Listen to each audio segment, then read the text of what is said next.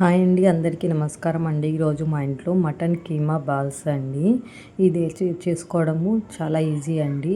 ఎలా చేసుకోవాలో చెప్తాను. కీమా తెచ్చుకొని 3 టైమ్స్ వాష్ చేసుకొని వాటర్ అంతా బాగా పిండుకొని ఒక మిక్సీ జార్లో వేసుకొని దాంట్లోనే పచ్చిమిర్చి, ఎర్రగడ్డ, అల్లము, కారము, ధనియాల పొడి, సాల్టు, పసుపు వేసుకొని పేస్ట్ లాగా చేసుకోవాలండి.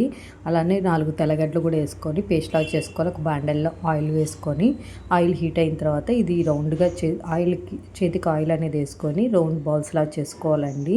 ఫస్ట్ లో ఫ్లేమ్లో బాగా ఉడికించుకోవాలి. దీన్ని ఒక 5 to 10 మినిట్స్ అయిన తర్వాత మళ్ళీ కలపెట్టుకుంటే మనకి బాల్స్ అనేది విరగకుండా ఉంటాయండి.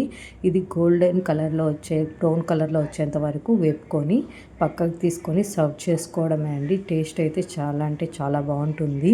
మనము ఉట్టిది కూడా అలాగే స్నాక్స్ లాగా కూడా తినేవచ్చు. మటన్ ఇష్టం లేని వాళ్ళకి ఇలా చేసి పెట్టండి.